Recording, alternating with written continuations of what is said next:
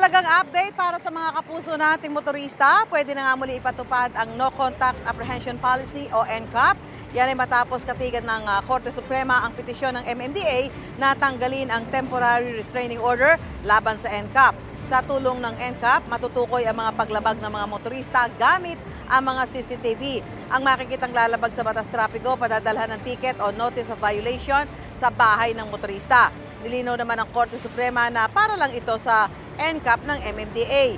May TRO pa rin sa mga lokal na pamahalaan. Ipatutupad ang NCAP sa major roads o mga pangunahing kalsada gaya ng C5 at EDSA. Gaya po dito sa ating kinalalagyan sa EDSA Corner, Camias. Noong August 2022, ipinatigil ng Korte Suprema ang pagpapatupad ng NCAP bilang tugon sa mga inihaing petisyon laban dito. Natuwa naman ang MMDA sa naging desisyon ng Korte Suprema. Makatutulong daw ito sa daloy ng trapiko sa mga pangunahing kalsada gaya ng EDSA na isa sa ilalim sa rehabilitasyon.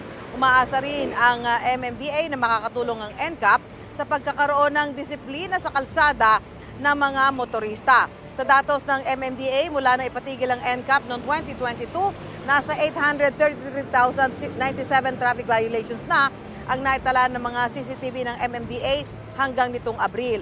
Nitong Marso lang, nasa 12,566 traffic violations na ang na-record.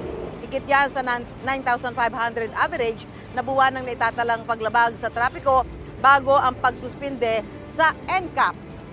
Ngayon po, alamin natin ang pusod ng mga motorista natin sa napipintong pagpapatupad ng NCAP, sir. Good morning! Good morning po. Ipapatupad na uli yung No Contact Apprehension Policy. Anong masasabi niyo doon? Mas maganda yung ano na yun kasi para makikita yung kagad yung mga violation po. Gano'n. Oo. Sa tingin niyo ba makakatulong niya para madisiplina ang motorista? Opo. Talaga. Bakit ngayon? Paano ba style ng mga motorista? Yung mga ibang isa kasi yung mga iwas sa hit and run ba para kikita kagad para mahuli nila. May ebidensya ka agad Oo, doon sa violation. Opo. So okay sa inyo yan? Okay po. Ayun. So welcome doon sa isa nating motorista itong sila Manong. Manong! Okay ba sa inyo yung No Contact Apprehension Policy? Bakit? Ayaw nyo? Ayaw kasi Ayaw mo yon? mahirap na ticket lang ng ticket. Ay, pero may camera yun eh. Yun na nga eh. Ayaw mo yon? So hindi kayo masaya doon? Ayun. Ayaw mo? Okay.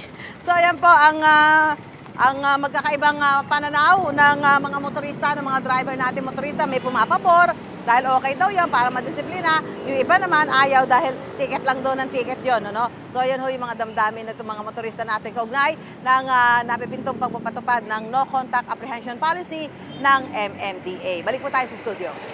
Gusto mo bang mauna sa mga balita? Mag-subscribe na sa GMA Integrated News sa YouTube at tumutok sa unang balita.